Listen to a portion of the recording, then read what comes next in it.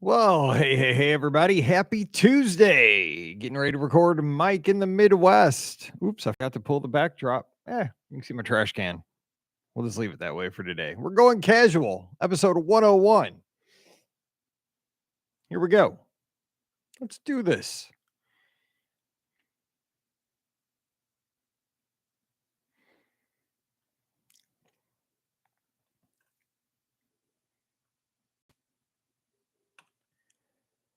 Well, hey, everybody. Welcome to Mike in the Midwest, episode 101. And I promise we are not going to go 101 on today's episode. If you know what that means down at Walt Disney World, you never want your attraction to go 101. Today is Tuesday, June 7th, 2022, and I am your host, Mike Rallman, host of the Be Our Guest podcast. You probably know that. If you're a patron, I hope you know that, or else you stumbled in here and you don't know what's going on. But I doubt that is the case. And so I hope you are having a great week.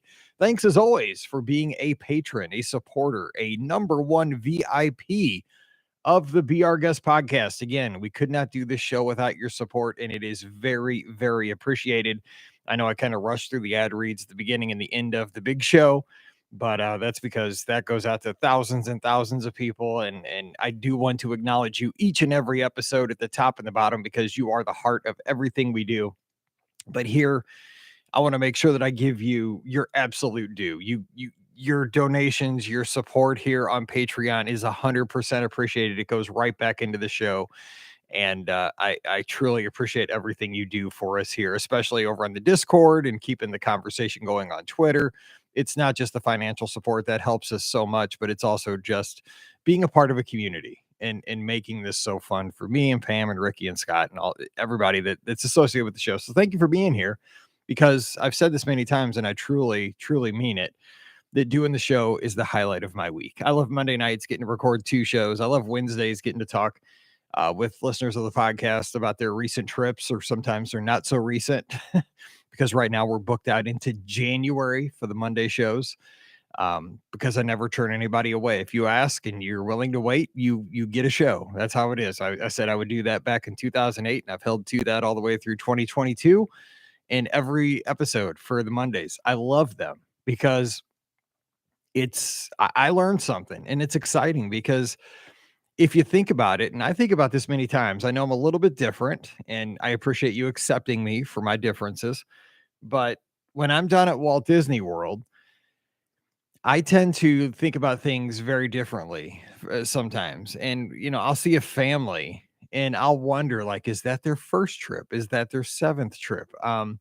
Why did they decide to stay at Port Orleans Riverside? Is this their first time there? Are they celebrating anything? Like, is that dad's, what's his story? Did he take off of work? And I love knowing the circumstances, and what we get to do on the Monday podcast is hear the story behind the trip, which is so fun because a lot of times you see families having a good time at Walt Disney World. That's exciting.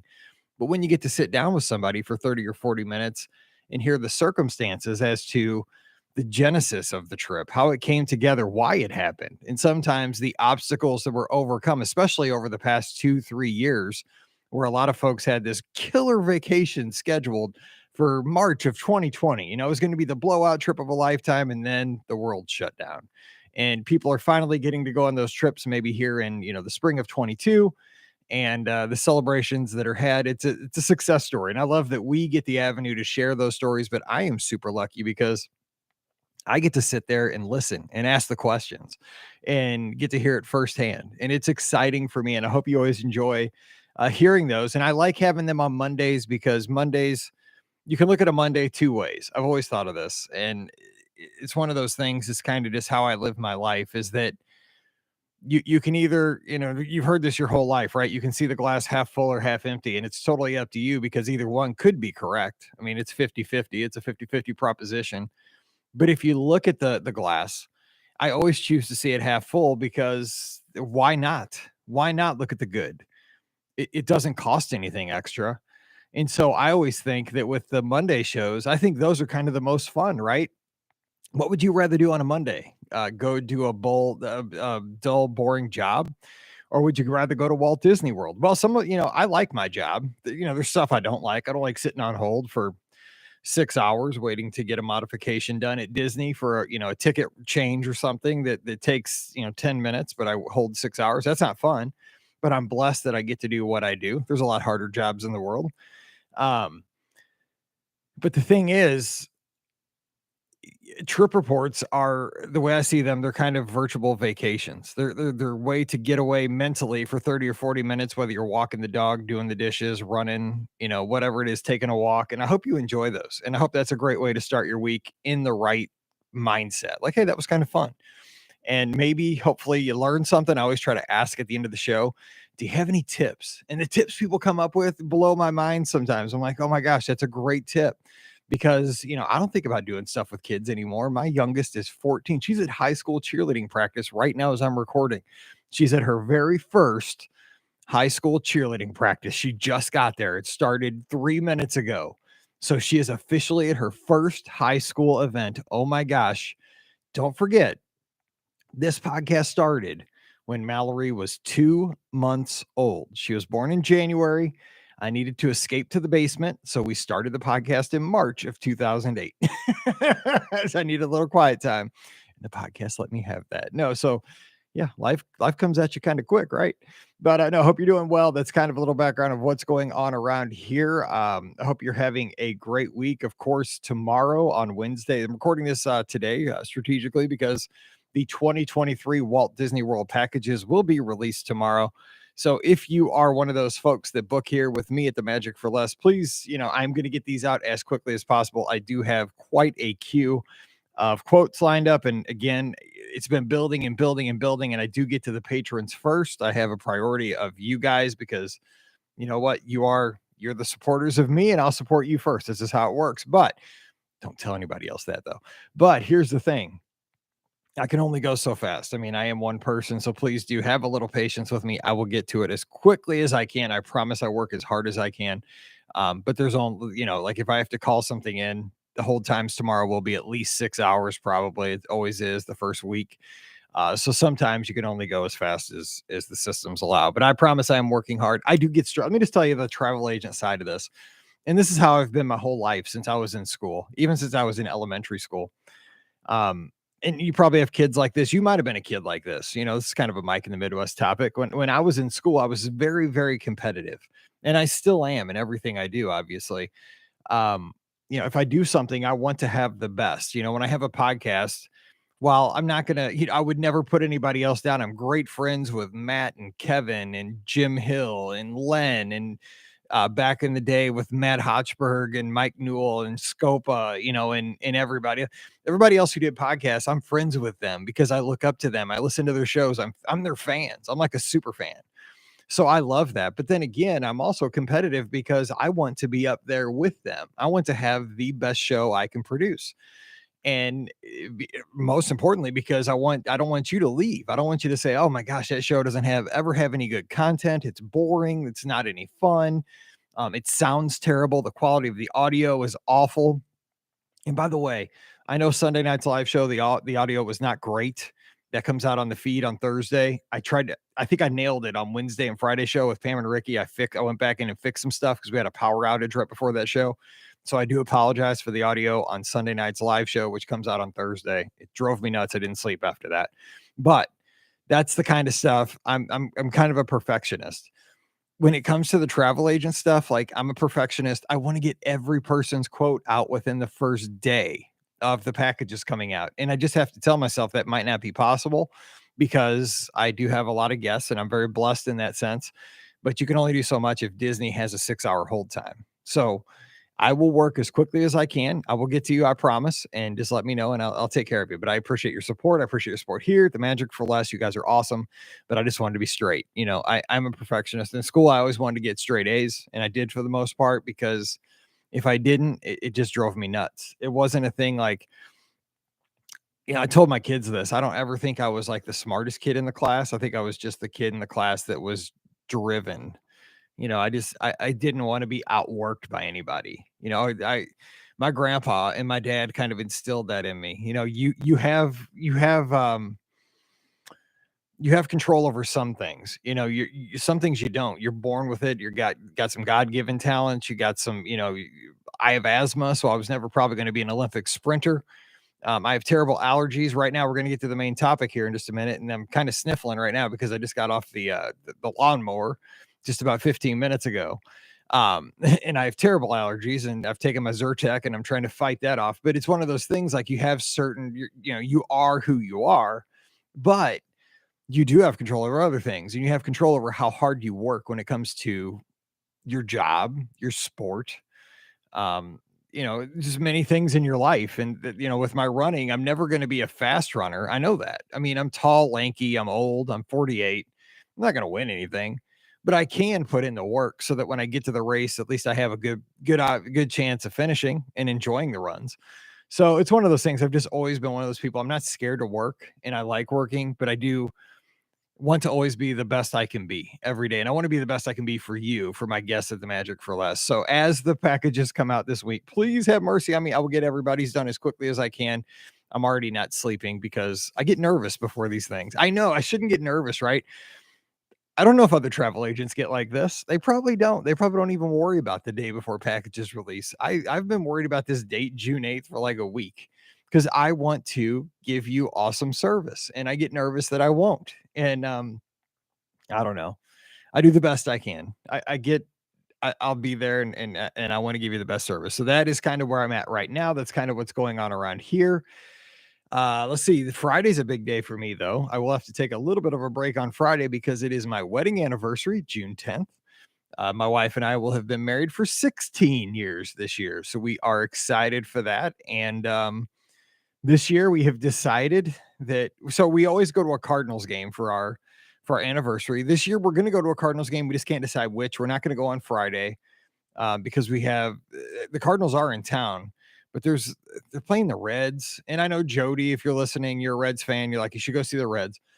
There's some other stuff going on, and I don't think we can make it on Friday because I think somebody has something. Either Paige is coming in town or Mallory's got a sleepover, something like that, where it wasn't working out. Maybe there weren't. We always get these tickets that are like $50 a piece. You don't sit in the ballpark at Busch Stadium at the Cardinals Park. You sit kind of across the street in a place called Ballpark Village. It's right outside of left field, but they're all inclusive. So you can go up and they have like a little place where you can get like unlimited hot dogs and nachos, and you don't get alcohol or anything, which is fine because we really don't drink alcohol, but you get like sodas and stuff like that. And we get a kick out of that. So it's a little bit further away, but for $50 a ticket, you get, your hot dogs, your nachos, you get little desserts, little small desserts and stuff. And it's, it's our it's our anniversary celebration every year. We typically do that. But this year we have decided that we are going to not get each other gifts, but we are going to finally get a bedroom set, from each other to each other, because we have not had a bedroom set in our bedroom. The bedroom set we have is Pam's furniture from when she was in college, right out of college. So we are in our upper 40s and we're still using the same bedroom set that she used right when she started teaching. So this stuff has had better days, but we've just always used it. We got the girls' bedroom sets when we moved. So Paige got one, which she's not even living here anymore. She's in Chicago, but she has a nice bedroom set. Mallory's got one. We moved into this new house. We got her a bedroom set because, new house, we got her run. She's a, teenage girl. We never got one. We don't even have a headboard on our bed.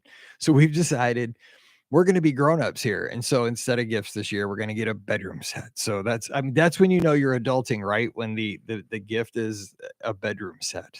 So we'll get a nice bed, hopefully with a headboard, and maybe a dresser and a chest. And maybe a chair for our room. It's not really big, but maybe a chair so that like you can sit in there and put on your shoes and socks or something in the morning. I don't know. We don't have a big house, but we'll see. So that's as exciting as life gets, right? The stories of Mike in the Midwest. I mean, that's not super exciting, but that is our anniversary this year, 16 years.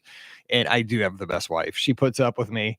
She lets me do crazy stuff like this. Most wives would not let you quit a stable teaching job to decide to do a podcast and become a travel agent and go down to Walt Disney World for run races and all kinds of stuff. She is the best, and I love her dearly. And I wish she would come on this podcast with me sometime just to share her side of things, but she will not get behind a mic, no matter how hard I ask. I ask all the time. Will not happen. We talked about it on this week's podcast. I try. Anyway, so last week we talked about Six Flags. So Six Flags was my Walt Disney World growing up, right? Because we did not go on vacations. We didn't really have the means. My dad was a construction worker. My mom worked in a doctor's office. She didn't work until I was like in elementary school. Then she took a job in a doctor's office doing office work, like records and stuff. And but it was fine. We never knew that we were missing out. Like nobody in our neighborhood went to Walt Disney World. You just didn't do that in the 80s where I grew up. Like nobody did. Like you were a big deal if you went to Six Flags, which was 45 minutes from our house. And we would jump in my grandpa's F-150 and we'd ride in the back of the pickup down Interstate 44 to go to Six Flags. No kidding. I mean, forget seatbelts. We didn't even have seats. We'd ride in the back of the pickup, two-tone green F-150, or not a Ranger, just F-150. And I mean, it was the best. So I told some of those stories. Was saying some of the other stuff I didn't say. We always got Kentucky Fried Chicken when I was a kid. We'd leave the park midday, go down. Eureka was the town it was in, so you go right down the service road. There was a Kentucky Fried Chicken, a Rax roast beef, Taco Bell, McDonald's, and a sit-down Pizza Hut. And we typically get a bucket of chicken from Kentucky Fried Chicken. And then we drive the pickup back to Six Flags, and they had grassy medians. And we'd either sit in the back of the pickup and eat the bucket of chicken with the sides and the biscuits, or we would take like a blanket and sit in the grassy medians under one of the trees and have a picnic. And you know what? Because my parents and my grandparents both said the park food was too expensive. And it probably was. And it was probably way cheaper to get a bucket of chicken than for everybody to eat in the park that day. But that was a memory. Like, I remember that. That was so cool to be able to sit on a blanket with your family and eat Kentucky Fried Chicken out of a bucket. It was much cooler than probably having a slice of pizza in the park as I look back on that. So when I think about these things, I don't know if you feel this way, but sometimes not having the means to get things the easy way, like to get meals inside the park, were a blessing. At the time, you don't think it's a blessing, right? You're thinking, "Oh my gosh, I wish I could just eat in the park. Like that's what I want to do." That's like the ultimate experience in life. But looking back, I'm glad that like we left the park, we hopped in the pickup, got that bucket of chicken. We felt like we were, like the Waltons, like we were the poor folks, but in the end, it made a memory. So you got to think about those things in life sometimes, I think. And I guess you got to get a little bit older to reflect on those things. But so that was just one of the things that popped into my mind that we did almost every trip when we went out there. But one of the emails I got this week talking to feedback about last week's show, I looked and looked. I've spent the last 30 minutes looking for the email and I cannot find it. I must have deleted it and I did not mean to. I filed it somewhere so I would not lose it. And of course, that means I cannot find it. So I can't find who sent it, but we had this conversation back and forth, back and forth. And I can't remember who sent it, but it was one of our patrons. And I think it was Matt, but I can't remember. So if I got the name wrong, please let me know on next week's show and I will clarify this. And I sincerely apologize. I cannot find the email because it didn't come to the Patreon page. It came to my email.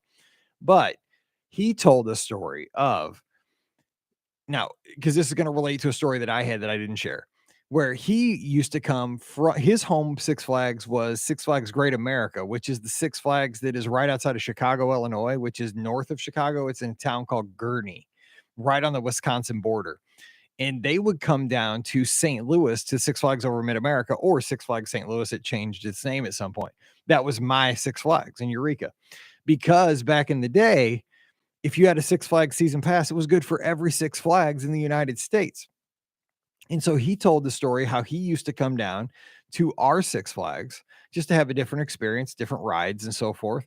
And they did some kind of a crazy like celebration, like they booked a party with some characters. I remember the Six Flags parks have the Looney Tunes characters. So things like Tweety Bird, Sylvester, I don't know, Tasmanian Devil. So they did some kind of a dinner package or something, a party, and it was like you booked it. I guess it was like a hoop-de-doo kind of thing, but dinner and a show or something. They were the only ones that had booked it. So it was like a private party. I think it was a family of 4. They got all the food and they got the characters just for them. Excuse me.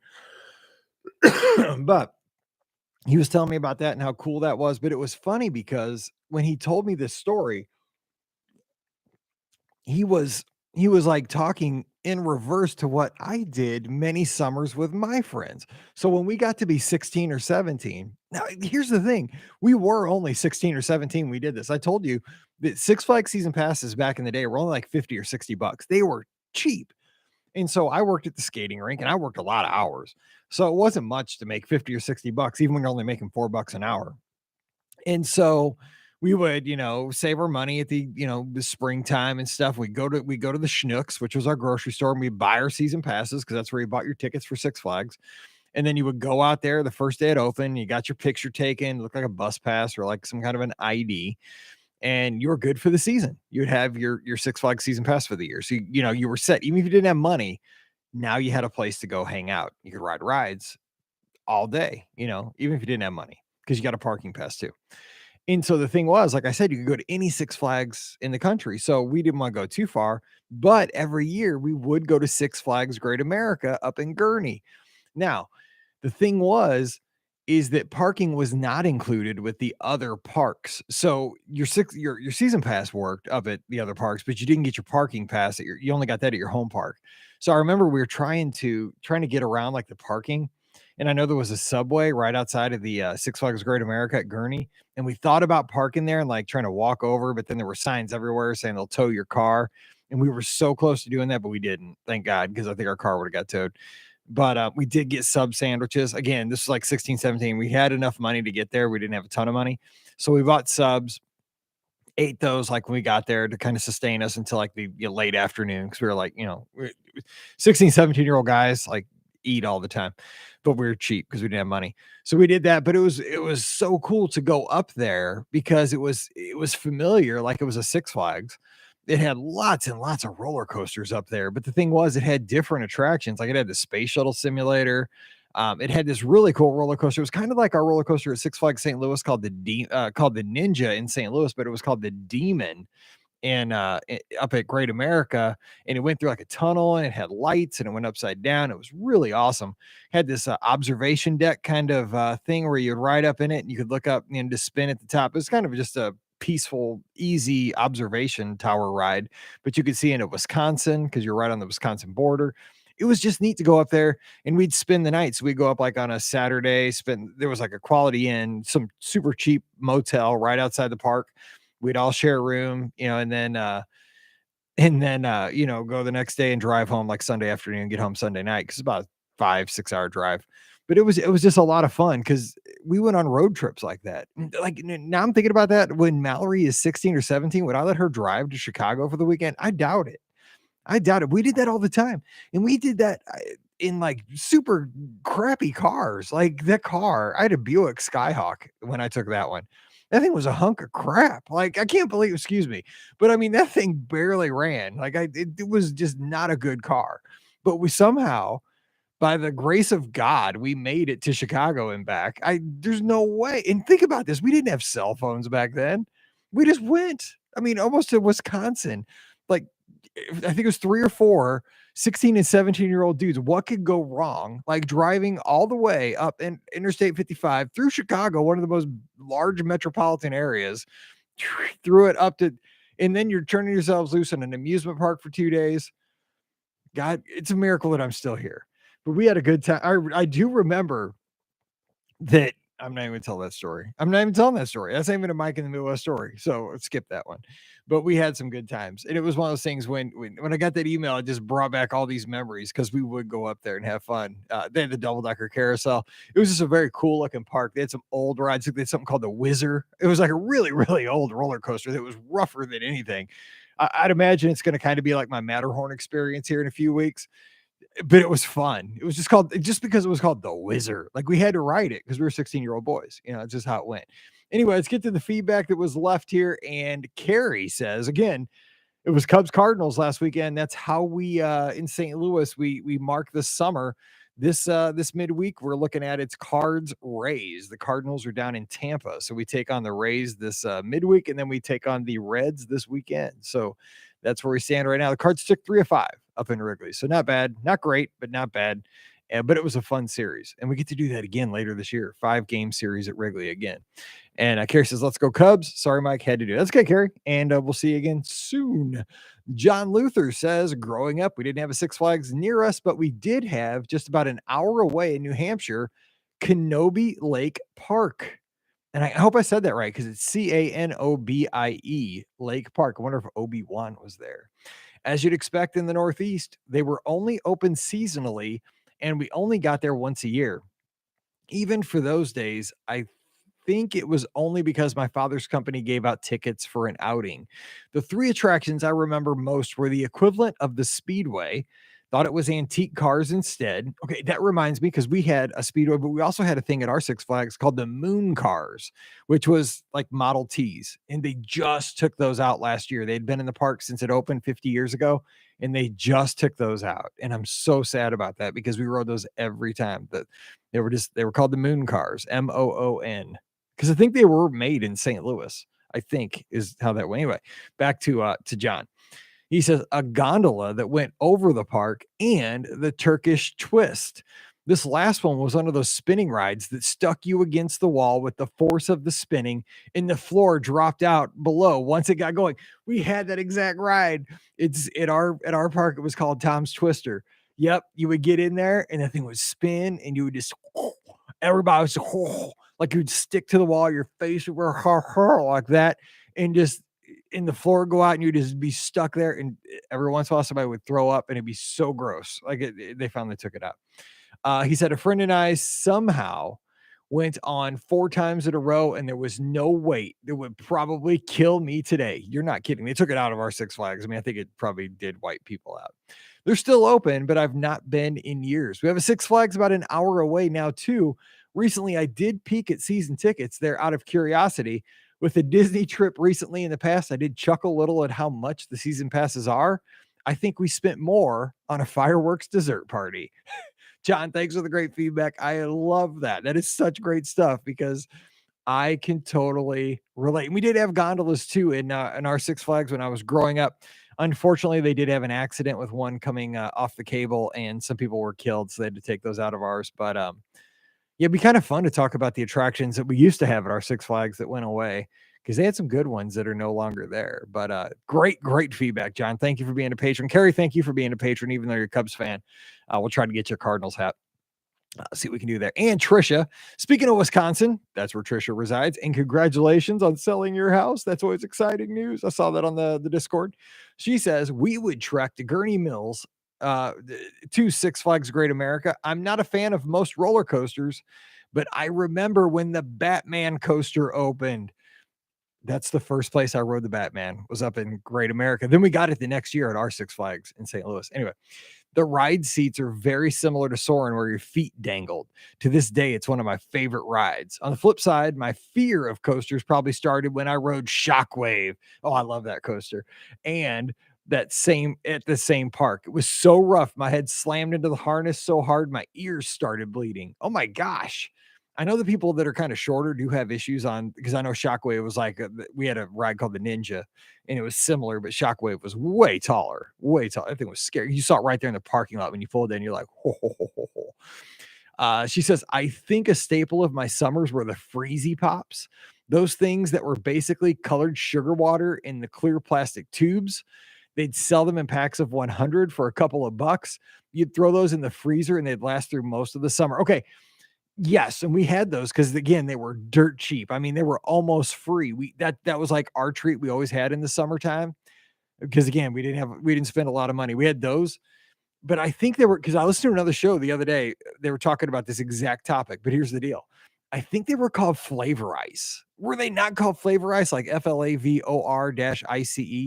Maybe not, because I was yelling at my iPad or my AirPods on the treadmill like 6 a.m. They're Flavor Ice because they were calling them something else too. But maybe I'm wrong. I don't know, but I thought they're called Flavor Ice or something like that with like hyphens. But let me know on the Patreon, patreon.com/BRGS podcast. Also, the other thing we had in the summers, we had like little juice barrels. I don't know if you guys had those, but they were different flavors of juice. So they were like orange. Oh, and also whoever posted the pictures in the Discord of the souvenir, like grape and orange and those containers that you would get at Six Flags. Thank you for doing that. And if you didn't see that on the Patreon Discord, go over there and check it out because those were so cool. Like you would get grape juice in this great plastic thing at Six Flags. It was a cool souvenir. It was a little sipper. And there's pictures of it now on the Discord. And that's exactly what I was talking about on last week's show. Such a great souvenir. But the thing we got around our house, besides those flavor ice things or the Freezy Pops, was these little barrels, and they were clear, kind of opaque, but they had kind of like a foil top on them. But you could get them in different flavors. You get like green or orange or purple, red. And I think they had to have been dirt cheap, because I remember like my mom would mix and match them and get them on a box, like a box lid, and she'd get like, 12, 24 at a time and throw those in the fridge. And that's what we drink in the summer too. These little barrels of juice. And they're probably just all sugar, but that's what we had. So thanks for the feedback again. If you have feedback about this show or any other show, please, this is what the show is all about. Leave me some feedback. I love reading it. I love hearing about it. Be Our Guest. No, it's patreon.com/Be Our Guest podcast. All right. Today's topic. I got to get to this because I was wondering about this. It's not going to be a long one, but I got to find out. So right before today's show, today is the day I got to get stuff done, because again, I'm going to be very busy with the travel agency the rest of the week. So I had to cut the grass. That's what you do in the Midwest. But I wanted to ask you this first of all. The question at the top here: what do you call it when you cut the grass? Where I'm at here in St. Louis, or at least where I grew up, we called it cutting the grass, but some people call it mowing the lawn. I don't know what else you might call it in your part of the country. Like up in Wisconsin, what do you call it? What do you call it in New Hampshire? What do you call it in California, Arizona, Texas, Florida? If you got to go out and tend to your lawn, your grass is getting long and you got to mow it. What do you say you're getting ready to do? Because some people say different things. I say, got to go cut the grass. And that's what I say, but maybe not everybody says that. So that's kind of step one. Thank goodness Windows is not going to update on us, hopefully right now. So that's the first thing I want you to leave over at patreon.com/Be Our Guest podcast. What do you call it? And how do you do this? Like where you are from, because in St. Louis, in Missouri, we have to start cutting the grass usually around April, maybe March, depending on how mild it is in the spring, how rainy it is, and how quickly it gets warm. But then it's pretty much a weekly thing. You got to kind of stay on top of it. And you got to make sure that you do it like once a week. And so we have a trimmer and we have a lawnmower. Now, I will tell you, around this house, I'm not allowed to touch the trimmer, which is, the weed whacker. It's like the thing, it's got the bzzz, and it's got the little, the string on the end. I don't know, because some people maybe not, because I guess if you live in an urban area, you don't cut the grass. If you live in an apartment, or if you live in New York City, like Marlessa, you don't ever cut the grass. And I can't imagine. Like, I kind of like doing it. It's a little break from the desk and gets you outside. But the thing is, like, I trimmed one time at our old house, like I don't even think we were married yet. And, I was just over there. We were, taking care of the yard at Pam's house, and I trimmed, but I trimmed like too deep. I was like, "Rrr." And so I trimmed deep because I want to make sure I get everything so that I don't have to go back and do it like again for a little bit. But Pam's like a light trimmer. She does not want to have any dirt showing or anything like that. So she's like, you will never touch the trimmer again, sir. And so I am not allowed to touch the trimmer, which actually works out well because I hate trimming. And I am the one who cuts the grass. I use the lawnmower and she trims. And so we have our system. That's what marriage is about, right? So she trims, I cut the grass. We just finished right now about a half hour ago. Our yard looks wonderful because it's filling in. It's June. It's been warm. We've had rain, so it looks great. Come on over. We can have a picnic on the backyard. But like, what's your system? So we have, an electric trimmer, we have a trimmer that plugs in. It doesn't have a battery. It's got a super long extension cord. But we have, so I got to tell you some stories real quick from cutting the grass as a kid. So that was like my first job. And I think I've told these stories on kind of summer memories, but I'll hit a couple real quick in the next 5-10 minutes. Is that our first job kind of with my buddy Ryan that lived across the street growing up? We would cut grass for the elderly people on our street or on in our neighborhood. And I just remember that I had a Commodore 64 computer and a Epson, I think it was a something 80, it was a dot matrix computer. And I had the program Print Shop. And so we made flyers on Print Shop to cut grass, front and backyard, and trim $7. I remember that. And so we made these flyers. We put them in everybody's mailbox, which was probably against the law because I think that's against the Postmaster General. We didn't care. We thought they weren't going to take us to jail. And we got a couple of customers. And so we would go and cut grass and split the money. And, we'd take our lawnmower down, our gas gas can. And I don't even know if we had a trimmer at that point. I think he had a trimmer. We didn't. But we would, trim, cut the grass front and back and make it look good. And we do this every week and we would get $7 a lawn. I think we had 2 or 3 lawns. And I would typically use my part of the money for like computer software for my Commodore 64, stuff like that. But that's what we did.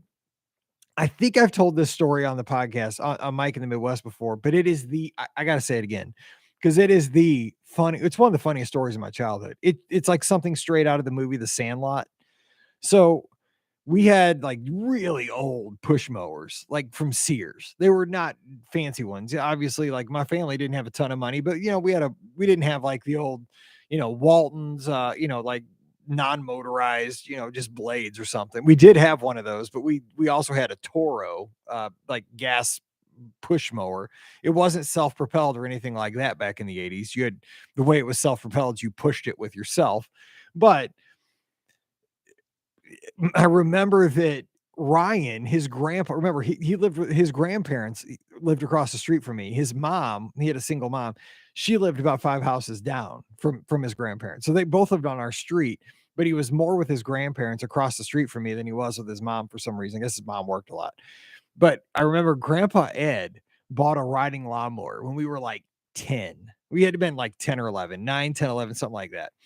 And it wasn't even a fancy riding lawnmower. It was like one of the smallest, cheapest riding lawnmowers. It's one of those where like you sit on it, but the steering wheel comes up between your legs and it's got the little bitty wheels. Like it's super small. It's like a little bitty riding, but it was a riding lawnmower. I mean, it could have been a go-kart to us. We didn't care. Anything you could drive when you're 9 or 10, you're a boy, you're like, oh yeah. So we could see like all we saw was like dollar signs in our eyes. Like we can cut grass all day long. We can just sit. We don't even have to push the mower anymore. We are gonna be rich. So anyway, we get ready to cut the grass. We go around, cut the grass. We can cut it faster now, right? Because we have this riding lawnmower. We're kind of fighting over who gets to do it, and he always took it because it was his riding lawnmower, his grandpa's. But I got to do it every once in a while. But I just remember this one day we were at this lady's house. God, it's so funny. I can't remember her name. God bless her. She lived like a street over from us, and Ryan wasn't. Neither one of us really knew what was going on with this riding lawnmower at this point. Like we knew kind of how to drive it, but not exactly. But we were figuring it out.